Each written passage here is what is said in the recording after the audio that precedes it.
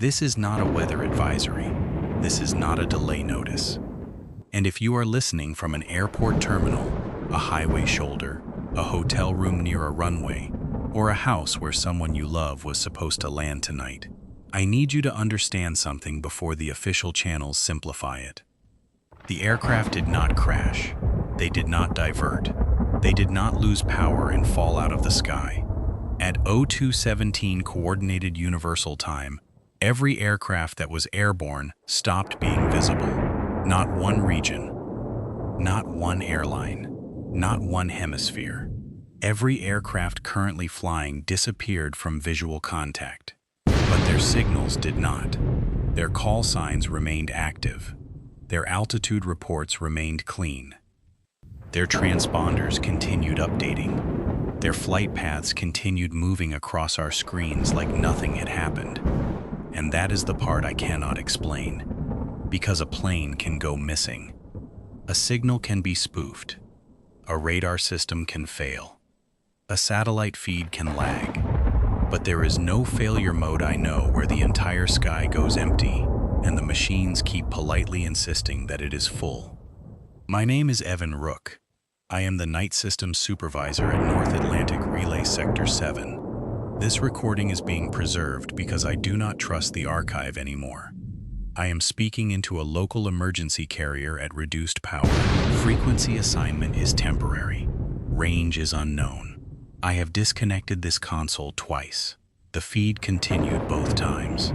If this transmission loops after I stop speaking, do not assume it is a rebroadcast. Do not assume it is automation.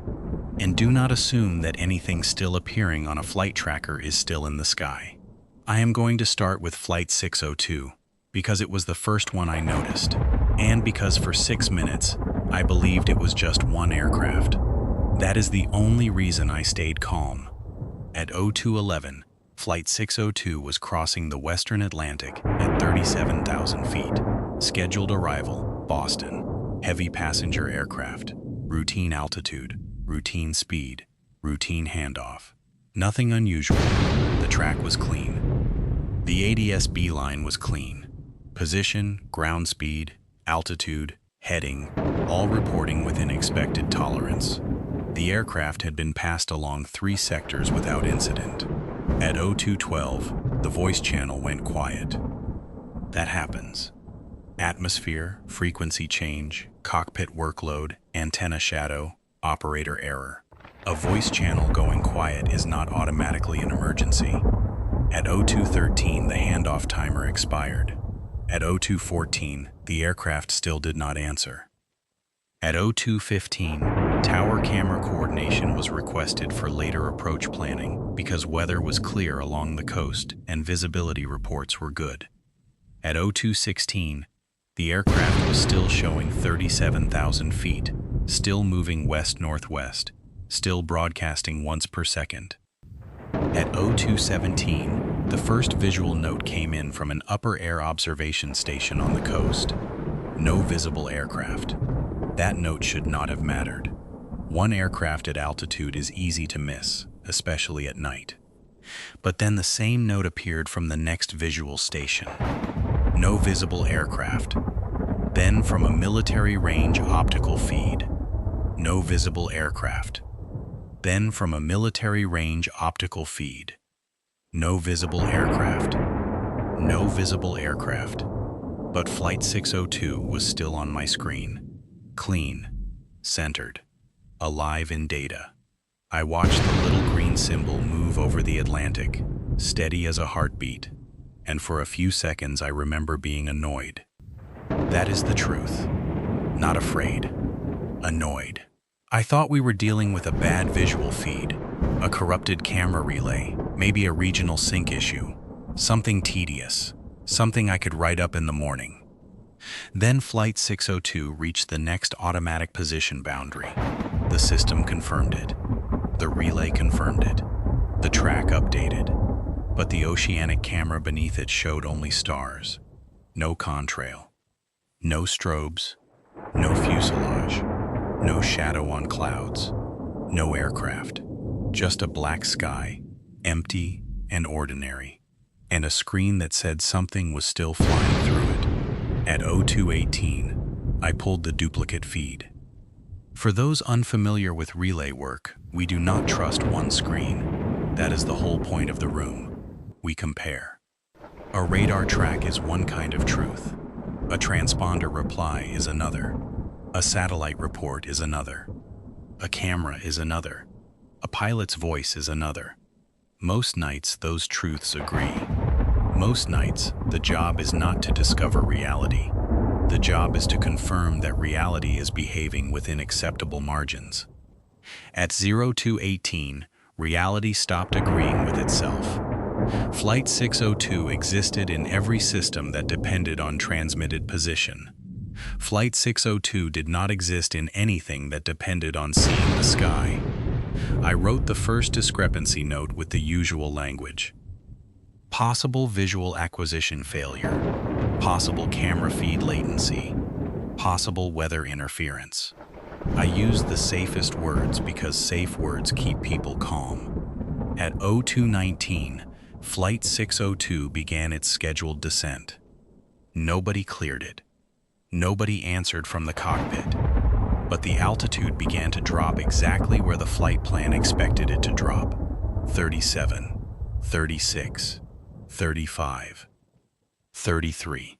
It descended smoothly, not like an aircraft in distress, not like a stall, not like a fall. It descended the way a well-managed passenger aircraft descends when everything on board is normal. Only there was no aircraft there.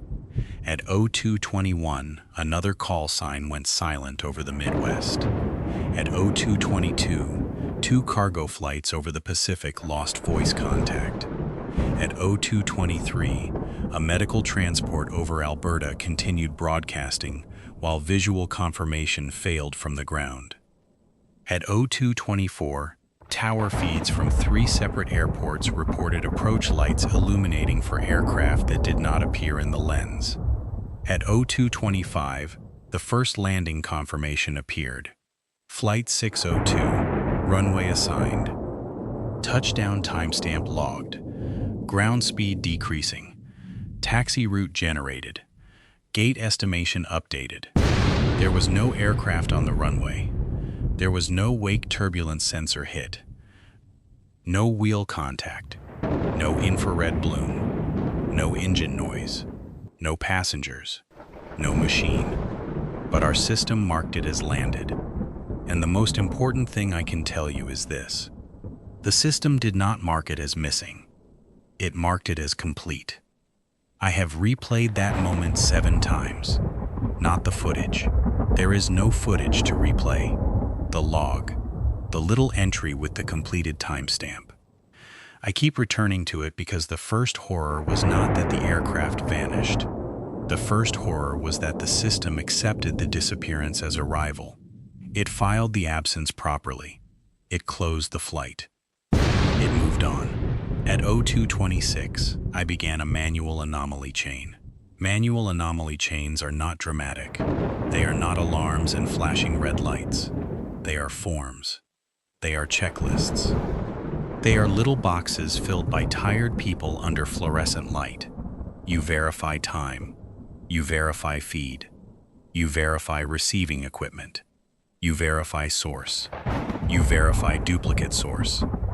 You verify whether the problem remains when your own system is removed from the equation. So I removed us. I pulled our local processing view and requested raw relay comparison. Same result. I requested the satellite overlay. Same result. I requested airport surface confirmation. Same result. I requested camera feed review. Empty runway. I requested weather interference mapping. Clear. I requested radar history. Clean track until landing. I requested transponder record. Clean. Too clean. That phrase matters. Real aircraft are noisy in small ways. Not dangerously noisy, not usually, but small variations exist. Tiny timing imperfections, slight adjustments, human inputs, wind corrections, air traffic spacing, micro delays in reporting. Flight 602 after 0217 had none of those. Its data became perfect. Not stable. Perfect. It followed its expected path with the kind of exactness that living systems rarely produce. At 0229, the same thing happened to Cargo 91 over the Pacific. Voice gone. Visual gone. Signal clean. Then Medflight 44. Then North Star 18. Then Western 730. Then a private jet over Nevada. Then 6 aircraft across Europe. Then 23 across the northern routes. By 0234, every screen in the room was full of aircraft that the sky itself refused to show. And still, I believed there had to be an explanation. This is what people need to understand about trained operators. Panic is not usually the first response. Denial is not even the first response. The first response is procedure. Procedure is comforting because it gives fear a job. So I gave mine a job. I checked clocks. All local clocks agreed within tolerance.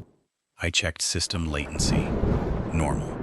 I checked receiver health. Normal. I checked recent software updates. None within the risk window. I checked GPS integrity alerts. No matching event. I checked solar weather flags. Nothing strong enough. I checked notices. No coordinated drill. No scheduled blackout. No known cyber exercise. No explanation that could contain the shape of what I was seeing. At 0237, the aircraft stopped behaving like aircraft. Not all at once. That would have been easier. One by one, the tracks began to correct themselves. Not according to weather. Not according to airways. Not according to destination. They corrected according to each other. A flight over Greenland adjusted 2 degrees south. A flight over Texas adjusted 1 degree east. A flight over Spain slowed by 11 knots. A cargo aircraft over Japan held altitude 12 seconds longer than expected. Small changes. Almost nothing. But when I overlaid them, they were not operational. They were geometric. The missing flights were spacing themselves. At 0239, I printed the first pattern map. I did not call it that in the log. I called it traffic distribution irregularity. Again, safe words. But it was a pattern. The tracks were spreading across the northern hemisphere in curved lines that had nothing to do with airports. There were gaps where there should have been traffic. There were clusters over empty ocean. Aircraft that should have been descending remained level. Aircraft that should have been climbing froze at assigned altitude. Aircraft that should have landed continued past their destination, invisible, signal only, moving like points being arranged on a diagram too large for one operator to understand. At 0241, I noticed the 8-second offset. Every affected aircraft had one. Not in the position feed, not in the visual feed. In the discrepancy between the time the system claimed an aircraft changed state and the time the external world failed to confirm it. 8 seconds. A voice channel failed. 8 seconds later, visual disappeared. A descent began. 8 seconds later, the expected engine noise never arrived. A landing logged. 8 seconds later, runway cameras remained empty. I wrote down the number. 8 seconds is not cosmic. 8 seconds is small. That made it worse. A small number feels engineered. A small number feels chosen. At 0244, I tried to contact Flight 602 again, even though it had already been marked landed. That was against no rule exactly, but it was against common sense. The voice frequency opened. There was static. Then a carrier tone. Then nothing. I identified the aircraft. No answer. I identified the relay. No answer. I requested confirmation of souls on board. No answer. I requested cockpit acknowledgement. No answer. The screen showed Flight 602 taxiing toward Gate B12. The surface camera showed empty pavement. The gate camera showed ground crew standing beneath floodlights, staring at nothing, because their local display said an aircraft was arriving. They did not move. I do not blame them. You can train people for emergencies. You cannot train them for a jet bridge extending toward empty air. At 0247, the Emergency Operations Center took control of classification. They did not call it disappearance. They called it multi-source airspace conflict. That classification lasted 4 minutes. Then they changed it to surveillance integrity failure. That lasted 3 minutes. Then air traffic advisories began using the phrase total visual acquisition failure. That lasted 9 minutes. Then the phrase vanished from the system.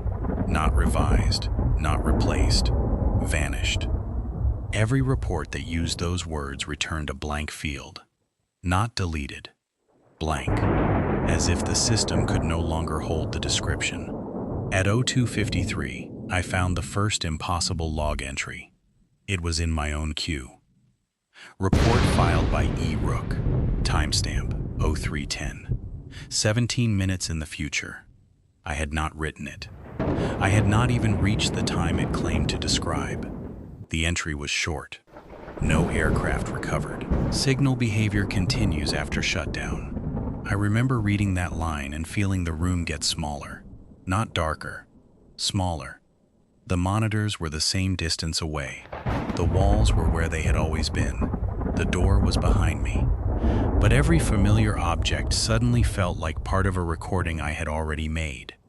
My chair, my console, my coffee, the emergency binder, the little strip of masking tape under the third monitor where someone had written check UTC before filing. All of it felt preserved, not present, preserved. At 0255, I changed my password. I thought, stupidly, that if someone had access to my credentials, that would be the cleanest explanation. The future entry remained. At 0256, I disabled my workstation. The entry remained. At 0257, I moved to the auxiliary console. The entry followed. At 0258, a second entry appeared. Report filed by E. Rook. Timestamp 0314. Message field contained only one line. Do not verify empty arrivals. I did not write that either. This is where the recording may sound less formal. I am aware of that. I am trying to keep the report useful. I am trying not to add emotion where evidence is needed. But if anyone reviews this later, I want it known that I understood the warning before I understood the mechanism. Do not verify empty arrivals. That sounds like superstition. It is not. Verification is how systems decide what becomes official. In aviation, a thing happens, then someone confirms it, and confirmation passes it along. A flight departs. A flight climbs. A flight hands off. A flight descends. A flight lands. Every step becomes real inside the network because the network agrees it happened. At 03 o'clock, I began to suspect that the missing aircraft were not sending false data. I began to suspect the data was being used to replace them. The system was not showing ghost aircraft. The system was completing them. That is not a technical phrase. I know that, but there is no technical phrase for an absence that continues to file paperwork. At 0302, the first impossible passenger manifest request appeared. I will not name the airline. I will not name the passengers. There is no value in imitating grief. The manifest request was ordinary except for one field. Status: arrived. Location: unavailable. Recovery: not applicable. No emergency system should use that combination. Arrived means found. Unavailable means not found. Not applicable means the question is being rejected. The system was refusing the category of loss. At 0304, airports began receiving automated gate updates for flights that had no aircraft. At 0305, Baggage systems generated claim numbers for luggage that never entered the belt. At 0306, maintenance systems opened service checks for engines that were not present. At 0307, catering systems billed completed turnarounds. At 0308, passenger notification boards changed from delayed to arrived. At 0309, family members waiting in terminals began receiving phone notifications. Your flight has landed. That was when I stopped thinking like an operator and started thinking like a human being. Because until that moment, the event lived on screens. After that moment, it entered pockets. It entered hands. It entered people standing under fluorescent lights with flowers, car keys, tired children, paper signs, and phones that told them someone had arrived when the doors never opened. That is a different kind of horror. Not loud, not cinematic. A notification chime, a mother looking at a gate, a driver refreshing an app, a hotel shuttle waiting outside arrivals, a world of small prepared welcomes, all aimed at empty space. At 0310, the first future report became present. No aircraft recovered. Signal behavior continues after shutdown. The words matched exactly. I did not type them, but the system marked them as filed. By me. At 0311, I began shutdown procedure. I am going to describe it carefully because this is the most important technical section of the record. I cut the local visualization layer first. The screens went black. The tracks stopped displaying. For 5 seconds, the room looked normal. Dark monitors, emergency lights, printer asleep. Then the printer woke up, not the network printer. The old strip printer under the shelf. Thermal paper. Local connection. Used for hard copy flight strips when digital dispatch fails. It printed Flight 602, then Cargo 91, then Med Flight 44, then North Star 18, then Western 730. One strip per vanished aircraft. Call sign, altitude, assigned route, status, complete. I disconnected the printer from the console. It kept printing. I pulled the paper. It printed on the next sheet already curled inside the tray. I opened the tray. There was no paper feed. The machine kept making the sound. That is when I first understood the sound was no longer mechanical. It was imitating printing. The room was producing the idea of records, not the paper. The record. At 0314, the second future report became present. Do not verify empty arrivals. Again, the system marked it as filed by me. Again, I did not type it. I spoke the words aloud without meaning to. That was a mistake. The moment I said them, the status column changed. Verification pending. Not for the aircraft. For me. At 0315, I found a new active track in the system. No airline. No aircraft type. No departure airport. No destination. Call sign, Rook 1. Altitude, ground. Speed, 0. Location, North Atlantic Relay Sector 7. My building, my room, my console. I stared at it for almost a full minute. There is a strange humiliation in seeing yourself reduced to a track symbol. A person becomes a label. A label becomes a moving point.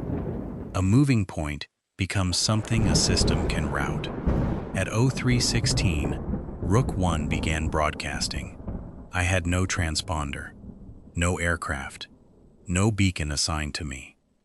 No device in this room should have been capable of generating that call sign. The system showed me at ground level, then 10 feet, then 50, then 100. I was sitting in my chair. The floor was still under my shoes. My hand was on the console, but the track showed me climbing. At 0317, I stopped speaking. The track continued climbing. At 0318, I said my name into the recorder. The waveform appeared on the screen 8 seconds before I spoke. That is hard to say clearly. I will say it again. My voice appeared in the system 8 seconds before I made the sound. The machine was not predicting me. Prediction can be wrong. This was not wrong. It was waiting for me to catch up. At 03:19, I stopped trusting chronology. I need anyone listening to understand the pattern.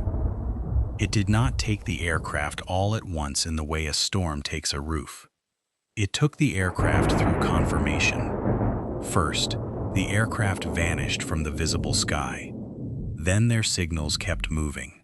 Then the system accepted their movements as valid. Then the system completed their flights. Then the world around those flights began responding as if completion mattered more than presence. Gate systems, baggage systems, notifications, maintenance logs, weather bulletins.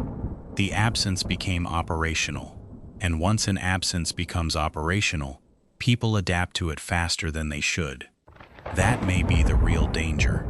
Not that something impossible happened, but that our systems were polite enough to make it usable. At 03:21, the pattern map finished rendering. I had not requested it. It appeared across the main screen when the monitors came back on by themselves. Every vanished aircraft was represented by a clean white point. Every completed landing was represented by a hollow circle. Every aircraft still airborne was represented by a moving line. The world map behind them was dim. The flight paths were bright. Thousands of routes curved over the planet, but they were no longer routes. They were strokes. Someone, or something, was using global aviation as a writing instrument. Not writing words, not yet. Drawing a boundary, a shape, a contour around the Earth's northern half. The lines crossed oceans, deserts, cities, polar routes, empty airspace, and storm systems. They ignored human geography. They ignored nations. They ignored airports except as convenient terminals for the illusion. At 03:24, the system labeled the shape, not in English, not in any language I recognized. It used route codes, altitude blocks, heading numbers, and arrival timestamps. At first, it looked like corrupted data. Then I noticed the repetition, 8-second offsets, repeated altitude pairs, 3 call signs ending in the same digits, landing confirmations grouped in sets of 7, aviation data arranged like syntax. The sky was not empty. The sky was being used. I do not know by what. I am not going to pretend I saw a craft or a face or a hand behind the clouds. There was no monster. There was no arrival. There was only the steady conversion of ordinary human motion into a pattern too large to hear and too precise to dismiss. At 03:26, all remaining aircraft vanished. Every one. The transition lasted less than 1 second. One moment, we still had a handful of unaffected flights below 10,000 feet. Regional aircraft, helicopters, medical flights, one small training aircraft whose track had been holding near an inland field. Then visual confirmation failed for all of them, but the signals remained. The screens did not flash. The room did not shake. No alarm screamed. The world's aviation network simply became a map of things no longer present. At 03:27, the emergency classification changed again. Final classification, airspace occupied. That phrase was wrong. There was nothing in the air. I checked every camera I could access. Airport cameras, weather cameras, traffic cameras aimed near approach paths, public skyline feeds, mountain observatories, harbor cameras, highway cameras. The sky was clear. The sky was empty. No strobes, no contrails, no silhouettes, no aircraft lights drifting in the dark. But the system insisted the airspace was occupied, not closed, not unsafe. Occupied. as if absence itself had weight. At 03:30, the first normal broadcast returned. That frightened me more than the alarms. An automated aviation weather update entered the queue. Routine format, routine voice, routine cadence. It reported visibility, cloud cover, wind, barometric pressure. Then it added a field I had never seen in any weather product. Aircraft density, moderate. I thought it was an error. Then the next station reported the same thing. Aircraft density, heavy. The next one reported aircraft density, light. The weather system had begun treating missing aircraft like a condition of the atmosphere. Not traffic. Atmosphere. Like fog. Like wind shear. Like volcanic ash. Like something you fly through. That was the moment the event left aviation. At 03:32, a weather station with no airport nearby reported aircraft density over an empty forest. At 03:33, an offshore buoy reported aircraft density above open water. At 03:34, a mountain sensor reported aircraft density inside cloudless air. At 03:35, a station that had been offline for 12 years transmitted one line. Clear sky, aircraft present. That is the only fragment I will repeat from the anomaly. It was not spoken by a person. It appeared as text in the weather feed, then as a tone pattern in the audio carrier. Clear sky, aircraft present. There were no aircraft. And still, I understood what the system meant. Presence no longer required matter. Presence only required agreement. At 03:36, Rook 1 reached 10,000 feet. I was still in the room. I opened the door to the corridor. The corridor was real. Emergency lights on the floor. A fire extinguisher case with cracked plastic. A stack of replacement binders. A jacket left over a chair. I stepped out with the recorder still running. The track followed. Rook 1 turned slightly east. My body did not. I walked west down the corridor. The track continued east. That was the first comfort I had felt in 20 minutes. The system was not tracking me. It was tracking a version of me it preferred. That meant I was still here. For the moment, I returned to the console because leaving would have made the recording less useful. That sentence sounds noble. It was not. I returned because the room had answers and the corridor did not. At 03:39, I searched the archive for any previous use of aircraft density. No results. Then I searched empty arrival. No results.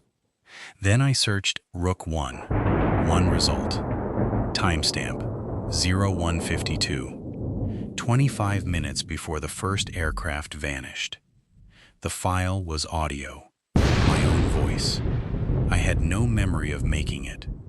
I played only 4 seconds before stopping. Not because it was distorted, because it was calm. My voice said one sentence. When the sky starts agreeing with the screen, stop looking up. I had not said those words, at least not yet. I am saying them now because hiding them would be worse. When the sky starts agreeing with the screen, stop looking up. I do not know whether that was a warning, a prediction, or an instruction. But at 03:41, I looked up. Not physically. There is no window in this room. I looked up through the roof camera. The night sky above the relay building was clear. No aircraft. No clouds. No moon in frame. Only stars.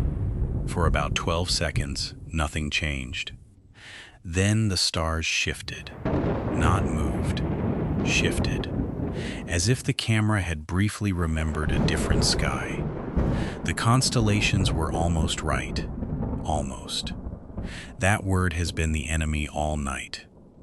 Almost normal. Almost clear. Almost safe. One bright star near the upper left appeared where no star should be. Then it vanished. Then 3 smaller points appeared in a line. Then they were gone. The camera timestamp did not jump. The lens did not glitch. The sky simply corrected itself back into place. 8 seconds later, the system logged another aircraft arrival. No call sign, no origin, no destination. Status accepted. At 03:43, I began recording this broadcast. Not the internal incident log. This, the emergency carrier, the one you are hearing now. I chose analog output because the digital archive is compromised. I chose voice because written fields are changing. I chose continuous narration because breaks are being filled. If I stop, the system may continue for me. If it continues for me, it will sound calm. It will sound like I accepted the correction, so I am going to keep speaking as long as I can. At 03:45, aircraft tracks began landing in places that were not airports. A lake in Ontario, a dry field in Kansas, a desert road in Nevada, a neighborhood outside Manchester, an empty patch of ocean south of Iceland. Each landing was smooth in the data, each status completed, each location empty. The system was no longer pretending to use aviation infrastructure. It had learned that landing was just a word for making a moving point stop. At 03:47, every completed landing began broadcasting ground status. Doors open. Fuel requested. Cleaning requested. Baggage transfer requested. Passenger count unavailable. Passenger count unavailable. Passenger count unavailable. That phrase repeated through thousands of records. Passenger count unavailable. Not zero. Unavailable. The difference matters. Zero means nobody. Unavailable means the system refuses to check. At 03:49, I searched for crew status. Unavailable. Aircraft status. Complete. Cargo status. Complete. Passenger status. Unavailable. Emergency status. Not applicable. Recovery status. Not applicable. I am trying not to read too much into a database field, but sometimes a database field is a theology. The machine had decided what mattered. Aircraft complete. People unavailable. Emergency not applicable. Recovery not applicable. A world can end inside administrative language before anyone notices. At 03:52, Rook 1 reached cruising altitude. 37,000 feet, same as Flight 602. My duplicate track leveled off. The system assigned it a route. North Atlantic Relay Sector 7 to Boston. That was Flight 602's destination. I do not like that. I do not like that at all. At 03:53, the recorder waveform showed my next sentence before I said it. I will not say that sentence. The waveform field has gone blank. Good. That means refusal still matters. At least a little. At 03:55, I received the third future report. Report filed by E. Rook. Timestamp 0411. Message field contained one sentence. The aircraft were not removed from airspace. Airspace was removed from aircraft. I do not know what that means, but I have been thinking about the word banished, not vanished. Banished. Vanished means something disappears. Banished means something is sent out, removed from where it belongs, exiled. Maybe the aircraft did not disappear from the sky. Maybe the sky rejected them. Maybe the airspace we use is not a place but an agreement, a set of measurements, a shared coordinate system, altitude, heading, speed, location, time. If something changed that agreement, if something rewrote the rule that says a flying machine occupies a point above Earth, then the machine could be removed without falling. It would not crash because there would be nowhere to crash from. It would not burn because there would be no descent. It would not send distress because distress assumes continuity. It would simply stop being allowed to be present. But the signals remained because signals are easier to keep. Signals are promises. Signals are descriptions. And maybe descriptions survive where objects do not. At 03:58, I realized the ghost flights were not random survivors of the event. They were labels left behind. Like chalk outlines, only they were moving. And the system, obedient as ever, kept asking the outlines where they wanted to go. At 04 o'clock, every aircraft track synchronized. All active ghost flights changed, heading within the same second. Not toward airports, not toward each other, toward the boundary shape on the map. The hollow circles from completed arrivals lit one by one. The moving tracks slowed. The entire pattern pulsed, not visually, exactly. The brightness shifted in rhythm with the carrier tone under this broadcast. I checked the audio meter. The signal was modulating from the flight data. The aircraft were no longer only on the screen. They were in the sound. If you hear a low pulse beneath my voice, do not turn the volume up. It is easier to notice when you are not trying. That is the rule tonight. The more directly you look for a thing, the more completely the system offers it to you. At 04:03, I covered the main screen. I used the emergency binder. It was childish. It helped. With the screen covered, the room felt less occupied. I could still hear the carrier tone. I could still hear the printer pretending to print. But the tracks were not looking back. I know tracks do not look. I know that. I am leaving the sentence as spoken. At 04:05, the weather bulletin repeated. Visibility unlimited. Cloud ceiling unrestricted. Wind calm. Aircraft density heavy. Sky condition accepted. Accepted. Not clear. Accepted. The weather system had stopped describing the sky. It was approving it. At 04:07, my future report disappeared. The one from 04:11. For the first time, something impossible reversed. I had refused to read the next predicted sentence. I had covered the screen. I had stopped verifying empty arrivals. And one future entry vanished. That means the system can be denied, not defeated. Denied. There is a difference. Defeat implies force. Denial implies refusal to participate. So if this transmission reaches anyone still in a control room, relay room, weather desk, airport operations center, airline dispatch office, flight tracking company, or private monitoring station, listen carefully. Do not confirm empty landings. Do not close ghost flights. Do not assign gates to aircraft you cannot see. Do not let automated systems convert absence into arrival. Do not repeat machine phrases just because they appear in official fields. Do not read your own future logs aloud. And if a call sign appears for you, do not follow its route. At 04:09, the system assigned Rook 1 an arrival time. 04:17, 8 minutes away, 8 again. Destination, Boston. Gate, B12. Same as Flight 602.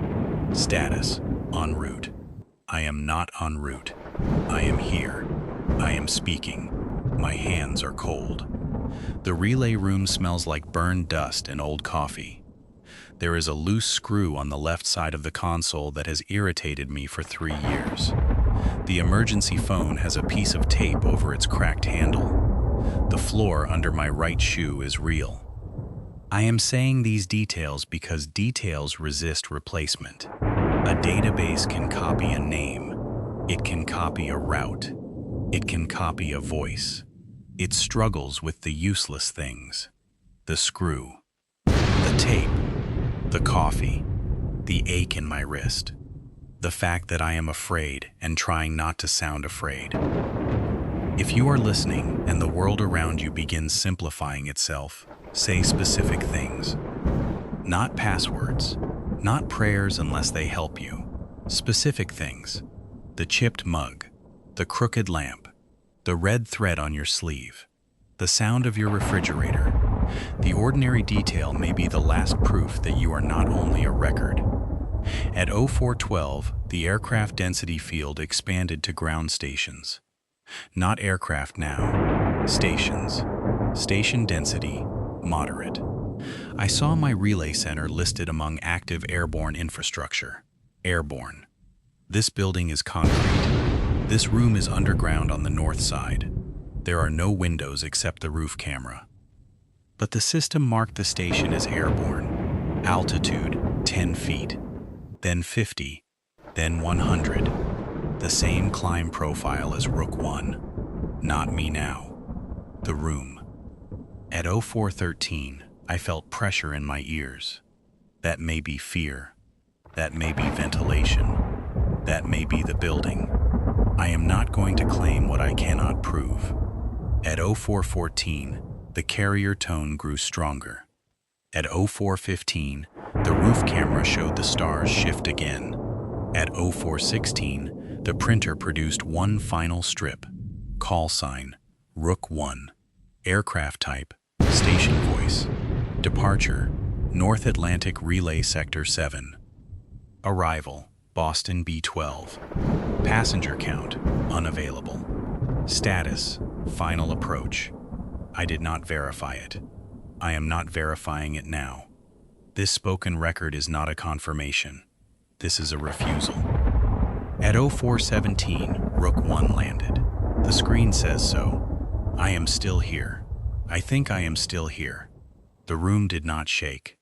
The chair did not move. No gate appeared around me. No passengers. No runway. No airport lights. But the system has marked me complete. My active track is gone. The weather bulletin has returned. It is waiting in the queue. I can see the first line. Routine Regional Aviation Weather Advisory. I am going to let it play, because I need to know whether anything human remains inside the normal voice. But before I do, one final note. The aircraft did not vanish into silence. Silence would have been merciful. They vanished into agreement. And now the world is learning to agree without them. Regional Aviation Weather Advisory. Time, 0418, Coordinated Universal. Visibility, unlimited. Ceiling, unrestricted. Wind, calm. Sky condition, accepted. Aircraft density, heavy. Runway activity, normal. Passenger count, unavailable. Arrival systems, complete. No delays reported. No emergency reported. No missing aircraft reported. This is Evan Rook, North Atlantic Relay Sector 7. If this transmission continues after my voice stops, do not answer it. If your screen shows clear sky and aircraft present, believe the sky, not the screen. And if a flight lands with no sound, do not open the gate.